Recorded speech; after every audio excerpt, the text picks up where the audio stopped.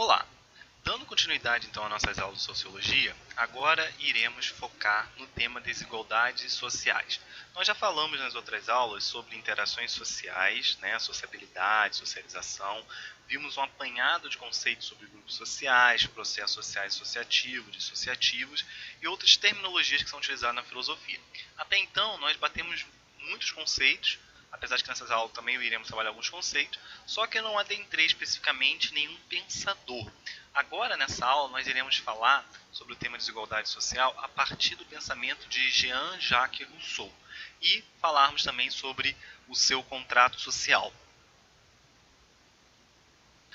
Jean-Jacques Rousseau vai ser então um filósofo iluminista francês, fundamental no processo da Revolução Francesa e também no desenvolvimento de outras áreas, não somente na filosofia, na sociologia, mas na própria pedagogia e outras áreas do saber. É muito estudado o pensamento de Rousseau. É dele aquela famosa frase de que o homem é bom por natureza, mas a sociedade o corrompe. Nós iremos ver sobre o contexto dessa frase, iremos ver quais são os filósofos que nesse período o contrapõem e qual é a sua análise sobre a desigualdade social. Lembrando que o foco dessa aula é o tema desigualdade social. Então vamos pegar o pensamento de Rousseau que se alinha com esse tema. Tá? Então aqui não iremos abordar todo o pensamento de Rousseau, que é muito mais amplo do que o que está aqui nessa aula. E para analisar esse tema, é importante que entendamos como que Rousseau via a sociedade, o homem, antes da própria sociedade. Ele vai utilizar um conceito aqui, que é o do homem em seu estado de natureza. Para Rousseau, existe o homem no seu estado de sociedade, que é esse estado que nós estamos hoje, nós vivemos em sociedade, nós não estamos lá no estágio tribal, que é aquele estágio que nossos antepassados viveram, nós não estamos num estado de individualização, nós vivemos interconectados em sociedade. Mas Rousseau aqui ele vai desenvolver uma ideia que é o seguinte: o ser humano ele tinha lá um início no seu estado de natureza, onde não havia ainda sido criada a ciência, não havia sido criada ainda a tecnologia. E como que era esse homem? Ele basicamente estava guiado pelas suas paixões. Ele vivia pensando no comer, no beber e nas suas relações sexuais sem família. O que isso aqui significa? Ele estava baseado nos seus instintos, ele estava baseado aqui nos seus desejos, nas suas paixões.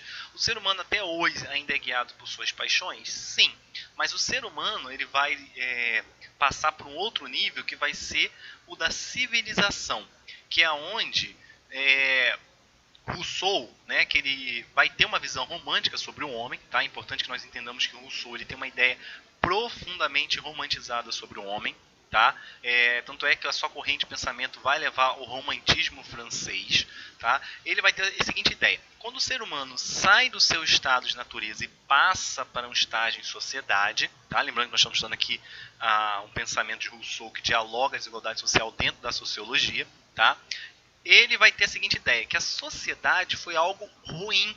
A construção da civilização foi algo danoso para o ser humano. Por isso que ele diz que o homem é bom por natureza. Ele já nasce com seus instintos, que são bons, tá? Mas a sociedade vai corrompê-lo. Tá? Tanto é que é de Rousseau a ideia do bom selvagem. Tá? Essa ideia aqui do bom selvagem vai influenciar, inclusive, escritores brasileiros. Se você pegar, por exemplo, dentro da corrente da literatura brasileira, você vai ver que tem lá um período chamado romantismo. E você pegar escritores como José de Alencar, Gonçalves Dias, você vai ver que tem vários escritores que trabalham tanto nos romances quanto nos poemas ideias que a gente chama do romantismo. É muito famoso uma obra do José de Alencar chamada Guarani, em que ele trabalha a ideia do bom selvagem, que é profundamente uma ideia de Jean-Jacques Rousseau. Tá? Então, o romantismo ele vai ter início aqui com Rousseau e vai influenciar, inclusive, muitas coisas lá que vocês veem de literatura quando vocês estudam aí português com a professora dessa disciplina, ou professor. E qual é a ideia aqui do bom selvagem, ou seja, do homem no seu estado de natureza? Ele ignora qualquer vício, possuidor da virtude, a piedade. É um homem né, é amoral, é um homem que não está preso a essas questões morais que a sociedade o impõe, tá? É importante que vocês entendam que Rousseau ele vai criticar profundamente a sociedade, ele vê que o homem ele é deturpado pela sociedade. Essa forma de Rousseau pensar a sociedade, gente, é importante vocês entenderem que ele não vê o homem como instintivamente mal. Ele vê a sociedade como algo ruim e que vai influenciar de forma negativa o homem. Tá? Então, óbvio que existiram outros pensadores que tiveram um pensamento contrário. Tá? Então, se você pegar, por exemplo, a antropologia judaico-cristã, por exemplo, ela vai dizer que o homem que é mau por natureza e a sociedade apenas ajuda a desenvolver esses maus comportamentos que já está no homem. Né? E ao contrário, né, do pensamento de Rousseau. Para Rousseau, o ser humano, por natureza, ele é bom, mas ele se torna corrompido pela essa sociedade. Tudo bem? Então tomem cuidado, porque é uma ideia que o Rousseau vai desenvolver, mas não significa que é unanimidade. Tá? Você vai ter pensadores, você vai ter correntes de pensamento que se contrapõem a Rousseau. Daí o que acontece? Para Rousseau, então, havia um estado natural, que o ser humano era bom, e aí veio a civilização, veio a sociedade que o corrompeu. Mas como que houve essa corrupção? Né? Porque eu falei que houve uma corrupção aqui, que a civilização é ruim, mas eu não expliquei por quê. O porquê está aqui, ó, quando ele vai falar sobre o surgimento da propriedade privada. Jean-Jacques Rousseau vai ser um crítico da propriedade privada. E antes que vocês pensem que isso aqui é um pensamento... que o pensamento de crítica à propriedade privada nasceu com Karl Marx, né? Na verdade, antes mesmo de Rousseau, Platão, lá na Grécia Antiga, já criticava, dentro da sua obra República, a questão da propriedade privada. Quando ele escreve a República, ele está defendendo uma sociedade onde o Estado, isso são palavras de Platão, tá? Ele vai defender a ideia de que o Estado teria o direito de pegar os filhos das famílias e criar, né, os cidadãos para um governo ideal. Porque Platão já via uma corrupção, né, da família ao criar seus filhos. Isso é uma ideia, gente, que, ou se você for através de uma linha marxista, você vai dizer que isso foi um proto-comunismo, tá? Mas a crítica da propriedade privada, ela não começa com Karl Marx, ela vai começar lá atrás com Platão, e ao longo da história do pensamento ocidental, você vai ver vários pensadores, vários filósofos e sociólogos criticar a propriedade privada. Bem, você vai ter gente, obviamente, que defendendo a propriedade privada, como é um caso de um outro filósofo contratualista, que é aqui contemporâneo de Rousseau, que vai ser, por exemplo, John Locke. John Locke ele vai influenciar um pensamento que vai dar origem ao liberalismo, tá? Que é totalmente contrário ao pensamento de Jean-Jacques Rousseau.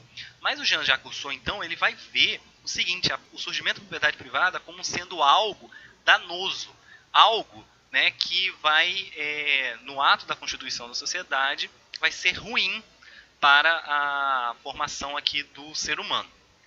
Tem essa citação aqui que é bem interessante para a gente entender como que Rousseau pensava a propriedade privada. Ele diz o seguinte, ó, o verdadeiro fundador da sociedade civil foi o primeiro que, tendo cercado um terreno, lembrou-se de dizer isto é meu e encontrou pessoas suficientemente simples para acreditá-lo. Olha só como que Rousseau trabalha com a ideia dele. Ele está dizendo o seguinte, no estado ideal, né, de natureza, o ser humano lá na natureza, sem ideia de propriedade privada, ele estava lá.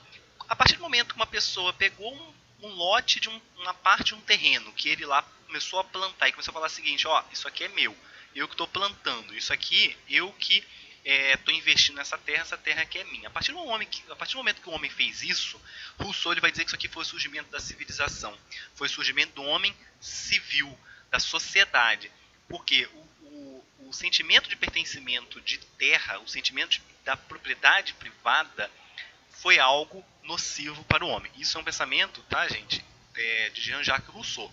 Você vai ver, por exemplo, o próprio John Locke contrapondo essa ideia dizendo o seguinte, que se você produz sobre algo que é infrutífero e você tem mérito sobre aquilo, você tem um direito sobre aquilo. Tá? Então, o John Locke, por exemplo, ele vai mostrar a legitimidade da propriedade privada, contrário a Rousseau, que vai dizer que, na verdade, a propriedade privada é algo totalmente nocivo para o homem. Tá? Então, é importante que vocês entendam que Rousseau ele vai buscar a origem da desigualdade aqui, no surgimento da propriedade privada, porque ele diz que isso aqui é o germe, né, a constituição do homem civilizatório, né, o homem em civilização. Tudo bem? Aqui tem até um esqueminha que mostra a desigualdade entre os homens, né, dentro das ideias filosóficas de Jean-Jacques Rousseau. Você tem os privilegiados, que é o clero, a nobreza. O clero é a parte da igreja, a nobreza, tá ali você teria o rei, rainha, todo aquele pessoal ali que estaria dentro dos privilegiados, aqueles que já nascem em berço de ouro. E você tem os não privilegiados, que são o terceiro estado, a burguesia e o povo. É óbvio, gente, que Jean-Jacques Rousseau ele está olhando um contexto social em que é o seguinte, ele vê gente... Qual é o problema aqui? Ele vê gente que já nasce, né, muito bem de vida, então ele vai ter, obviamente, acesso a uma qualidade de educação melhor, condições de vida melhores, condições de emprego, de usufruir o mundo de uma forma melhor, e pessoas que nascem um berço de pobreza, que vão ter que ralar para conseguir alguma coisa e muitas vezes vão morrer na miséria. E ele vai criticar muito fortemente essas ideias e vai propor um modelo não somente de sociedade, mas um modelo para educação dessa população mais desprivilegiada. Tanto é que tem uma obra famosa do Rousseau que é chamada Emílio, onde ele traz todo um modelo de educação, de criação, que é estudado dentro da pedagogia. Qualquer pessoa que vem fazer um curso de pedagogia vai encontrar lá a obra Emílio, que fala sobre como que você deve entender a criança, o adolescente, o jovem, o processo educativo, que na criança existe o processo mais lúdico, depois passa para um pensamento mais abstrato. A pedagogia moderna, né, que trabalha com essas diferenciações de desenvolvimento da criança e adolescente, é totalmente baseada em Rousseau, porque antes dele não havia essa noção de diferenciar forma de aprendizado. Antes de Rousseau, por exemplo, você ensinava a criança desde pequena da mesma forma que você ensina um adolescente, de forma mais abstrata. E hoje, vários estudos dentro da psicopedagogia, várias outras áreas de conhecimentos educacionais mostram que existem diferentes fases de aprendizagem do ser humano. Então, isso aí vai ter início com Rousseau. Tá? Por último aqui, eu coloco então o que Rousseau vai trazer de solução para a desigualdade. Nós vimos aqui então que ele analisa um estado de natureza, um estado em que o ser humano vivia bem, você tem a propriedade privada corrompendo o homem, a ideia de pertencimento que vai gerar a desigualdade, e aí qual vai ser então a solução que o Rousseau vai trazer? É a do contrato social. O contrato social, gente, não é uma ideia que foi apenas trabalhada por Rousseau. Também existiram dois pensadores, Thomas Hobbes e o John Locke, que trabalharam a ideia que a gente chama de contratualista. Esses três filósofos, incluindo o Rousseau, eles trabalham com essa ideia do contrato. Só que cada um deles oferecendo soluções diferentes. Tá? O Rousseau ele trabalha com uma ideia que é o seguinte: você precisa ter leis, já que o ser humano não vai conseguir viver, né, sempre naquele seu estado de natureza, ele se organiza em sociedade, e não tem como você desmontar a sociedade, você precisa ter leis que sejam igualitárias. Então o homem, até essa frase dele aqui, ó, busca o contrato social, que são as leis, vai buscar garantir a liberdade do homem. O homem deve ser totalmente livre para fazer, né, as coisas que ele pretende ter acesso ao que lhe é por direito. Então, o homem afirma sua liberdade ao obedecer uma lei por ele escrita. Ou seja, o homem escreve as próprias leis que venham a beneficiar a coletividade. O contratualismo aqui, só para reforçar, vai ser uma teoria filosófica política que predominou entre os séculos XVII e XVIII. Surgiu com o objetivo de legitimar o poder do Estado, cujo fundamento do contrato está sustentado na ordem social e política. O Rousseau aqui ele trabalha com a legitimidade do poder do Estado de uma forma bem igualitária, diferente, por exemplo, do Thomas Hobbes, que vai ser um filósofo contratualista que vai trabalhar com uma ideia de legitimidade do Estado a partir do poder máximo do monarca. Já o Rousseau não, o Rousseau defende uma ideia aqui de igualdade entre as pessoas, uma ideia bem mais democrática. Então, esse contrato social criado aqui pelo meio, né, a sociedade, de modo geral, ele deveria, então, ter por objetivo a defesa dos direitos e interesses públicos. Tá? Então, o contrato, as leis que são feitas pelo Estado devem ter o interesse de todos, não apenas o interesse de uma pequena parcela, de pequenos privilegiados. Tá? Então, você ter apenas uma parte privilegiada, mas você ter um todo tendo acesso à igualdade e aos seus direitos. Tudo bem? Então, basicamente era isso aqui, tá bom? Sobre as ideias de desigualdade analisadas por Jean-Jacques Rousseau, e até uma próxima.